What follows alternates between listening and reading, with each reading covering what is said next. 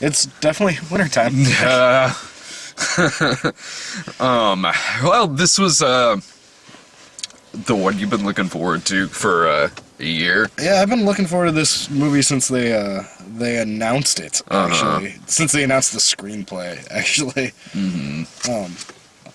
I loved the fuck out of that movie. That was fantastic. Yeah. I can completely understand why more than half the reviews are really negative This for movie's it. really divisive, and it Yeah. even started scaring you a little bit yesterday. Yeah, when it was yeah. Wednesday, and there were no reviews for the movie that were posted. There were none. No reviews for this movie were posted until midnight Thursday morning, and Dave was a little worried. I was flat out. He's like, son of a fucking bitch, Jackass has got 83% on Rotten Tomatoes. It's fucking nothing on the Counselor.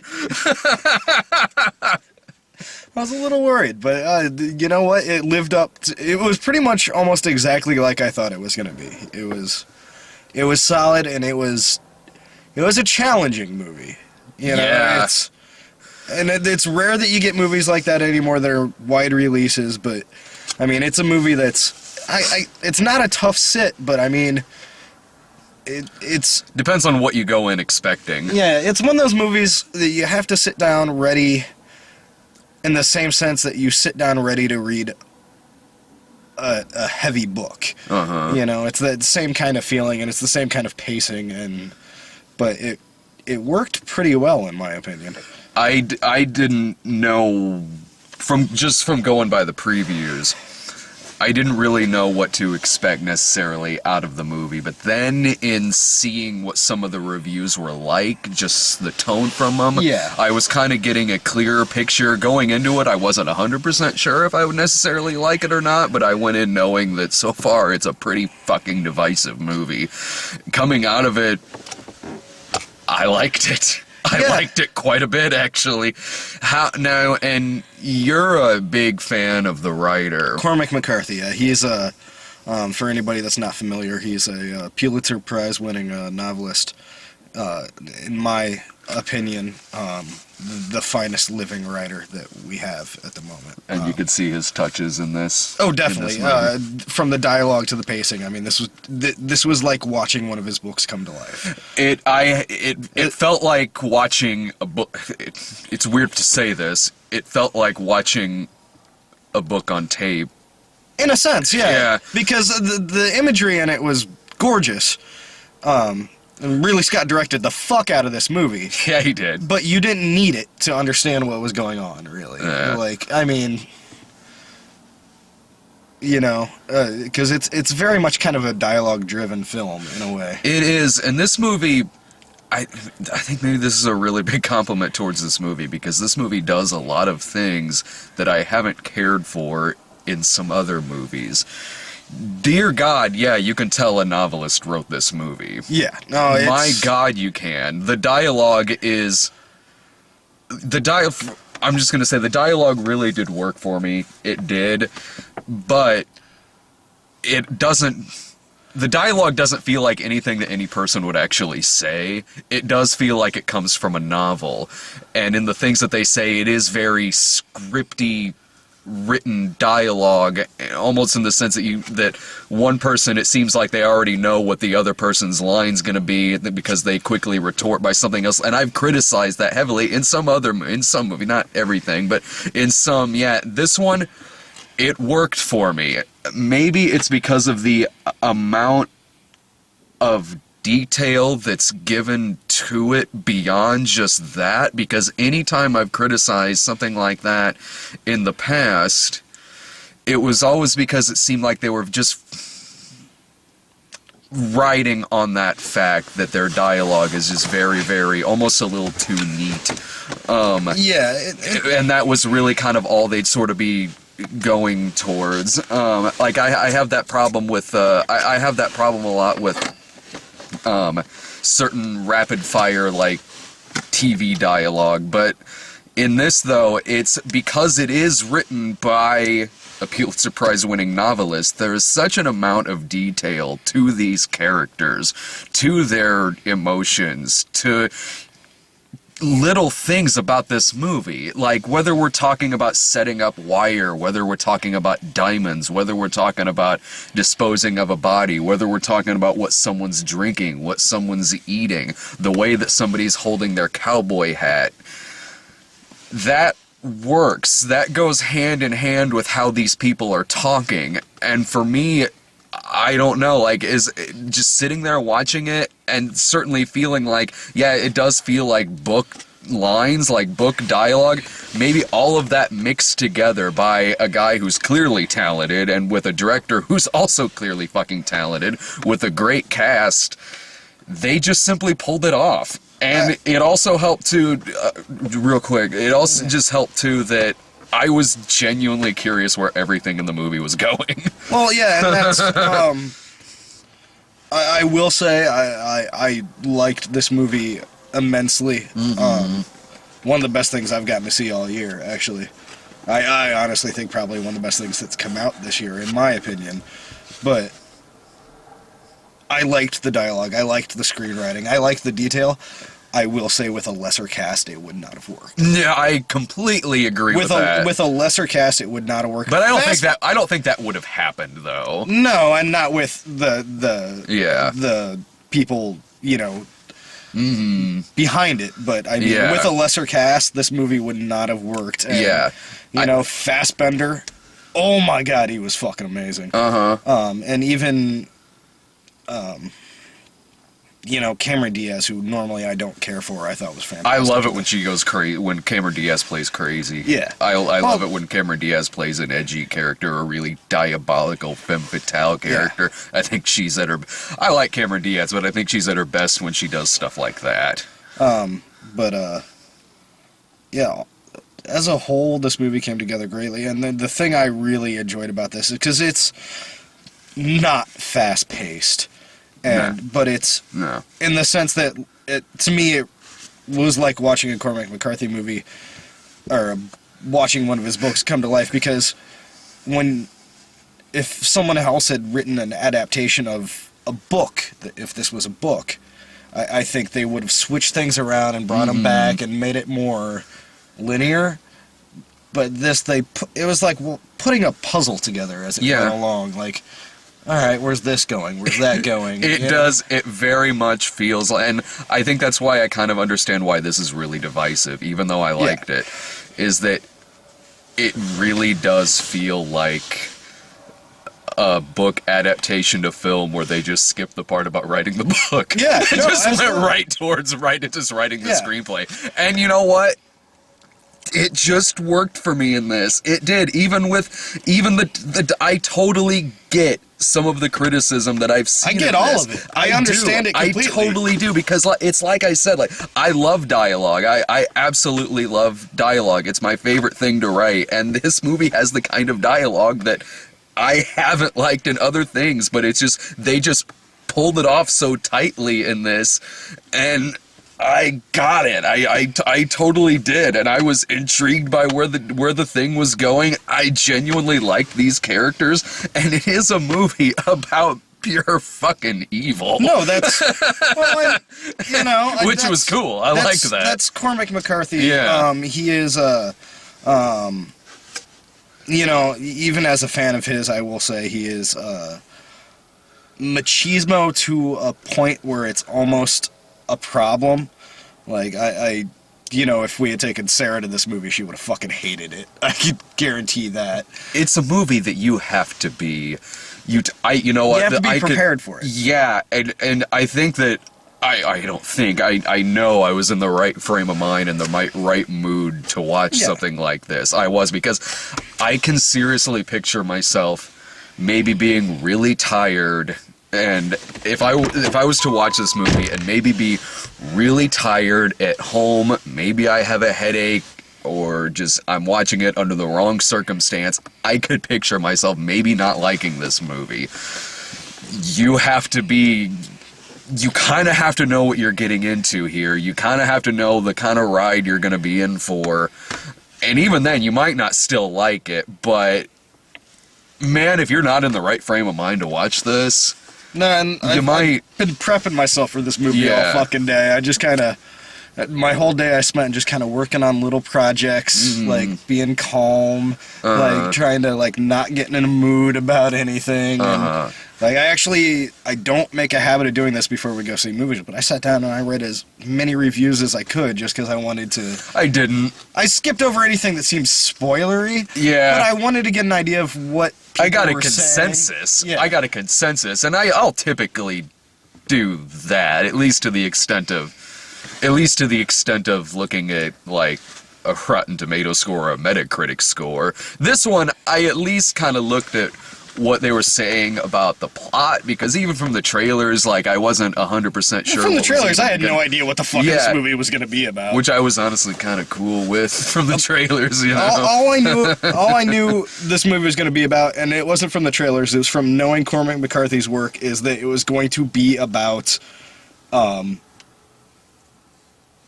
the worst possible side of humanity. Because that's what he writes about. Yeah. He writes about why we're horrible. Yeah. Horrible for really, like, I was sitting there through, he writes about our basest emotions, greed and jealousy and I was sitting there towards the end, like, I'm feeling really fucking bad for Fassbender here, because it's, like, I don't know what this cartel's problem is. I'm sitting there like, it seems blatantly obvious to me that this guy had nothing to do with any of the shit that was going on. But you know, that's the kind of, there's a sense of truth to that too, where it's just like, you know, some people are just monsters. And you put yourself in their way. They really kind of spell that out for you, quite literally, in the movie. Yeah. And there were scenes in this movie that you could, like, I don't know, like, if I'm picturing myself not liking this movie, I'm seeing myself sitting there looking at different random scenes going like, I'm not sure why that's there, I'm not sure why that's there. But having really liked the film, there are little scenes in this where I am still kind of like, I'm not 100% sure why that was there, but I liked that it was there. Like the John Leguizamo, Dean Norris scene? Like, and that's towards the end of the movie. It's one scene. I'm really not entirely sure what it was all about. I mean, maybe you could help me there, but I liked that it was there. Because it's Dean Norris and it's John Leguizamo, two guys I love. And it's a cool little scene. Yeah. And the scene with Cameron Diaz in the confessional. Like, I was sitting there kind of like, I don't know why this is here, but I don't know if I'm upset that it's here. Okay, not to sound, I'm gonna get comments about this, not to sound overly douchey, the Cameron Diaz in the confessional scene, to break that down really simply, in my opinion, and I know people are gonna ride my ass about this, it's that scene is all about someone being unabashedly evil and not looking for redemption. I totally believe that. I do. I totally get that. And that's kind of why I like a lot of these characters. It's just the setup that she has no remorse. Yeah, and that's why I think I like a lot of the characters in this movie with the dialogue that they have, because with the way that they act, their personalities, the way they look, the little details about, like, they're fiddling with their jewelry, and, like, Javier Bardem and his glasses and his drinks, and Fassbender with his smile, just all of these things add up to these really playful archetypes, kind of these characters, and it just worked for me. It completely, I bought it. I totally did. I know this movie's gonna be divisive. It already fucking is divisive. But I dug it. Yeah, this is gonna be one of those movies and for years to come when people are gonna come up to me and tell me that they fucking hated it, I'm gonna go, right on, I completely understand why. You know what? Yeah. But at the same time, like, I loved this movie. I really did. And I wish,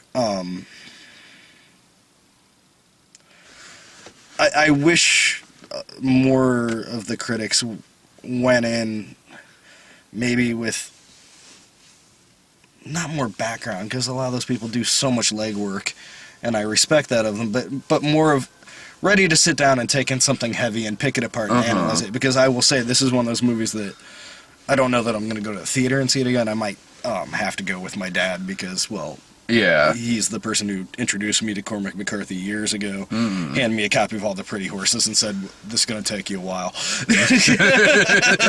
And it did. But this is one of those movies I can't wait to come out on DVD or Blu-ray so I can sit down and watch scene by scene and just break it apart and kind of figure out, because there are scenes in it, like that John Leguizamo scene where I think it was meant to be humorous. Yeah, I think so. And I think, the movie does have humor in it. But I also think it was meant to be humorous in the way that, like, yeah, this is funny, and you're a horrible person in for the way finding that, it like, funny. You laugh if a severed head falls in a basketball hoop kind of humor. Yeah, It's exactly. It's like, if I saw that with my own eyes, I might laugh, but oh my god, I'm an asshole. And maybe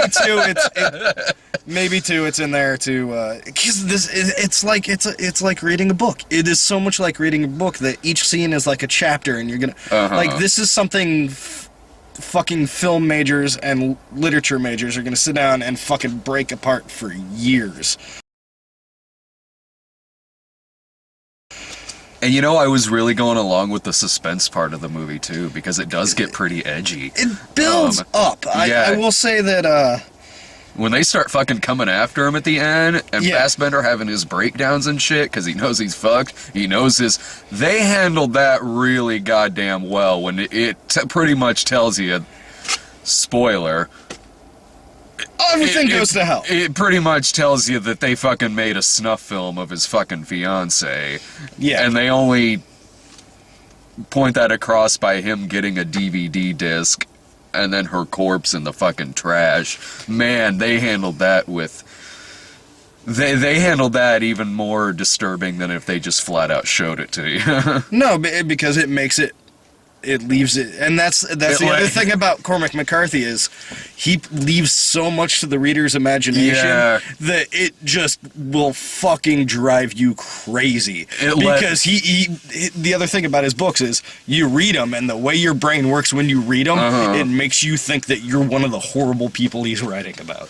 Yeah, and even looking at that, and even just looking at that scene, like, it's just looking at Fassbender's reaction to it, to what's going on, it really just, it tells you all you need to know about that scene. I gotta give that dude some serious props, because there's not many actors out there in the world that even, like, when they're doing the emotional scene, that are gonna go, like, full snot and saliva and... Snot goes out, comes back in. Like, I was impressed. He took himself to a dark fucking place. Yeah, I was really impressed. And it does... Even with that being said, I know we touched upon this a little earlier, it does have humor to it. Oh yes, it does. A lot of the dialogue, it's meant to be funny to a degree until later on when you realize how tragic every conversation in the movie is.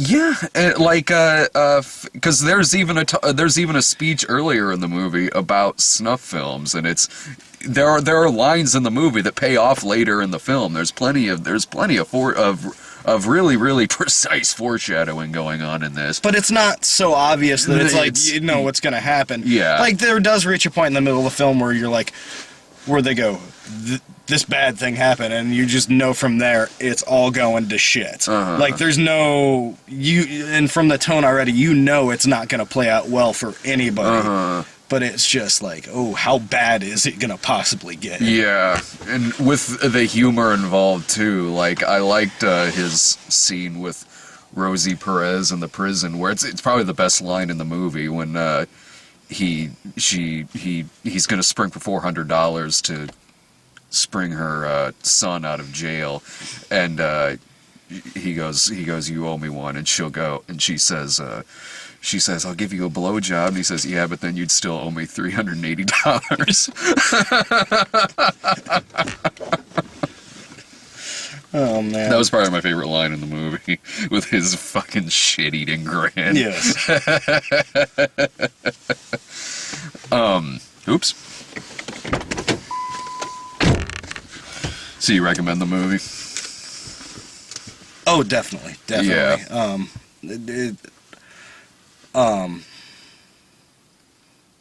Not for entertainment necessarily. I mean, I found it entertaining. Yeah, so did I. I didn't find it boring. I do. It's not for everybody, and I'm sure more people than not are going to dislike it. And I understand why. I do get why people won't enjoy this movie, but I enjoyed it immensely. I found it incredibly powerful. And you know, say what you want about Ridley Scott, but that man is a fucking master of his craft. That movie was so beautifully shot and directed, and yeah, that was another thing I liked about it too, because it seemed like, with the way that a lot of people are dressed in it, even the vibe of some of the scenes where we're talking about the drug runners or some of the fancy houses that they live in, the clothing and stuff like that. I was watching it kind of like it's sort of like Ridley Scott and Cormac McCarthy got together and like let's make a Tony Scott movie. yeah. I mean, it's not like a Tony Scott movie. It's not an action film, and it's not like. But it's like got that feel. But yeah. it's sort of like if a Ridley Scott movie took place in a Tony Scott universe, or vice versa. Like a Tony Scott movie took place in a Ridley Scott universe, you'd almost just have to see the movie to know what I'm talking about here, or at least the trailer. And it's one. You get what I'm saying? It's one of those things too, and it's you know, the fucking art school kid in me is coming out like a fuck. I feel like a douchebag saying things like this, because normally it's just me screaming "fuck you" at this little camera, but it's there's so many weird little. It's a really well art directed movie because there's so many weird little clues and stuff where you have like Cameron Diaz, who's wearing just the most gaudy fucking gold big ring. She's got a fucking gold tooth. Yeah. And like the fucking tattoos just kind of larger than life and gleaming and glittering. And then you have Penelope Cruz in it, who is arguably the only pure character. Yeah.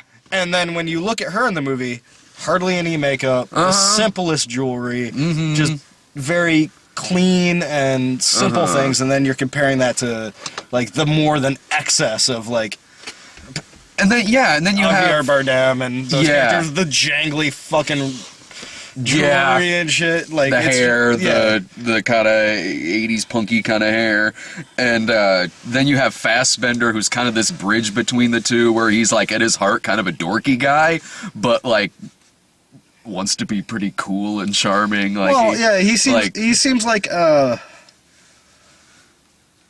think he's meant to be more the everyman character. Where it seems like out of all the male characters in the movie, he's the only one that has a sense of idealism, a sense of romance. He has all these things. He absolutely does. And it's just kind of like he's been around the wrong people, and they've been fucking breaking him down piece by piece, and he's trying to... And he wants a little bit of that. He's trying to be the cool kid or something like that, and it's just finally, like, broken down to a little bit of greed, you know, and... Yeah, that's a wrong fucking That's call. the total vibe that I got from the Fassbender character in it, because he would kind of say something, like, sort of dorky one minute, but then, like, immediately do this kind of charming, like, side, which I can totally identify with. Yeah. So I really dug the shit about... Oh, we haven't even got the Cameron Diaz fucking a car. Oh, yeah. Oh, Jesus. Yeah, that was... That was amazing. That was... like a catfish. Holy fuck. It was too gynecological for me, man. I mean, like... It's this weird flashback scene where Javier Bardem is sitting there talking with Fassbender about how he's disturbed by his girlfriend, fucking... Cameron Diaz. And as an example, he goes, well, there was the time she fucked my car. She fucked my car. And he's talking about it as he's telling this story. And he's obviously kind of deeply disturbed. He's sort of disturbed by it and almost slightly annoyed. Like he's sitting there like, it wasn't really erotic. It's just too gynecological for me, really. He's long story short, she gets out of the car, fucking no panties on, climbs up on the windshield, does the splits, and just starts humping the fuck out of the windshield. Making out with him, because it's a convertible top, so she's kind of making out with him and whatnot, and he's sitting there telling this. It's almost like he's telling the story out of, like, it's sort of just an annoyance that happened to him, as if he's telling the story about a dog shit on his rug, and like, so the reaction from him was great, like, because Fassbender's like, so what I don't know. What'd you do? And his reaction is just, I don't know. Just fucked my car. The best part of the whole story is like, it was like a catfish, you know, one of those little sucker things that goes up the side of the aquarium. Uh-huh. That was just horrible. Describing her Brazilian. Yeah. And of course, Fassbender pulls out the fucking Kevin Smith line. Well, did she come? Well, did she come? I don't think, yeah, she came. Oh, man. Yeah, it was a really weird scene in the movie and might not have been necessary at all, but it just kind of sells you on the characters. Worked. Yeah. Uh-huh. That's what worked for me about scenes like that, is that it really gave you an idea into these characters. It did. It totally did. Her fucking a car. Yeah, that sounds ridiculous, but that totally did lend to putting forth her characterization in this film. Yeah. But I still could have used more Dean Norris and John Leguizamo. Yeah, that was a great little scene. Uh-huh. I want to sit down and watch the movie a couple more times to figure out why the fuck it was in the movie. Yeah. But it wasn't like a throwaway scene that was distracting. It was a throwaway scene. No, it was just like, all right, you're sitting there going, there's got to be a meaning in this shit. Yeah. Like, I just got to figure it out first. It's like the fucking cheetahs. There's 2 fucking cheetahs in the movie. And they're in there in weird places. Like, one part they're in a restaurant, one part they're poolside at a party. I don't know why, but I'm glad they're there. Like, at the end of the movie, Cameron Diaz's last little monologue, you understand the opening scene which introduces the cheetahs. Yeah. But you don't really know why they're sitting poolside at a party. Or in the restaurant next to the piano player. But it's really cool fucking imagery. It is. It just is, you know? And that's the kind of thing that I would probably criticize in something else. Yeah. I'm telling you right now, if Terrence Malick did something like that, it'd be like, fuck you, Terrence Malick. He would find some way to do that, and that it would piss me off. But it just worked for me here. It did. Well, and I think that you know, if they never had that monologue at the end, I would have been like, why the fuck were there cheetahs in this movie? Yeah. Like, I would have wondered why the fuck there were cheetahs in the movie, but it gives it such a weird sense of closure, and every weird thing in this movie goes to something else. Uh-huh. And so, therefore, it just kind of closes the questions on it to a degree that, like, you're like, okay, I get that now. I get that. I don't think we got anything new in terms of trailers, did we? No, it's all the same old fucking Oscar bait shit. You saw the fucking Book Thief for the first time. 5 seconds into the trailer for The Book Thief, I lean over to Dave, I go, this is that movie you were talking about last week, wasn't it? You're like, yeah, it's The Book Thief. Okay, I don't throw around the term... I think that the term Oscar baity is a little overused sometimes. In this case, no. I think that like it's this year's version of Incredibly Loud, Extremely Loud and Incredibly Close. Yeah, that movie was nothing but Oscar bait. The book, maybe The Book Thief will turn out really good. I don't know. I'm just going by the trailer. Like, the narration in the trailer says, like, words will inspire her. Maybe it'll turn out to be a fine film. I don't know. But that is the most Oscar bait. This is why the term Oscar baity is overused, because when a trailer like this comes out, it really fucking applies to this. Oh, yeah. Dear God, it does. No, that's why that trailer pissed me off so much last week. Yeah. I was like, how fucking stupid is this fucking movie trailer? This is the kind of movie where that term is fucking reserved for. Yeah. This is that fucking... This looks like that when there was that episode of American Dad where Roger played Oscar Goldman. No. He played... He played Tearjerker. He was going to make the world's saddest movie or something like that was going to sweep the Oscars. And it's a movie about a mentally challenged kid in Nazi Germany, and his name is Oscar Gold. Yeah, it's pretty much right there. Yeah. You know, and Fucking wow. it might turn out to be a great movie, but that trailer is just such a fucking. It's one of those really bad hokey ass trailers too. So this is your first book. Let me teach you to read. We will both learn together. I don't know why I made him a Spanish guy, but whatever. It's Jeffrey Rush. He'll play whatever the fuck he wants to. Whoever the fuck he wants to. Who gives a shit? It's Jeffrey Rush. And that's the thing. Like, you know what? It's probably not going to be a terrible movie because it has fucking Jeffrey Rush in it. I've seen The Warrior's Way. It could still be terrible, but there better be a line. Going back to that, there better be a line in this movie where he says, "Nazis, damn." Because they fucking robbed us of that in The Warrior's Way. That pissed me off. That line was all over the goddamn trailer. Nowhere in the fucking movie. God damn, that movie sucked. It sucked for reasons beyond that. But god... Even if that line was in that piece of shit fucking movie, which sucks, even if that line was in that piece of shit movie, it'd still be a piece of shit, but at least it would have been a piece of shit that had that line in it. True. Oh, God. Ugh. I think that was it in terms of... We got American Hustle again, we got Out of the Furnace, we got Grudge Match again, we got Catching Fire, Secret Life of Walter Mitty. Oh, yeah, well, that was my first time seeing the full trailer, or the longer trailer for that, other than the teaser. I really want to see that fucking movie. Yeah, my opinion on that movie right now, as it stands, if it's anything like the trailer...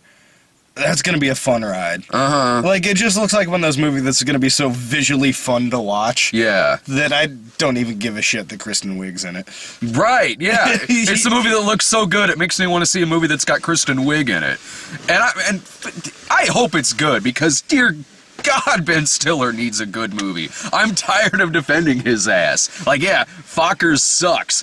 Night at the Museum sucks. Most of what he's put out as of late has fucking sucked. I'm tired of being the only guy who remembers that he does do some good movies. Yeah, it's just getting, like, I'm tired of, like, when people are like, oh, you like Ben Stiller, and going, well, yeah, don't you remember the Zero Effect? I mean, it was only 20-something years ago.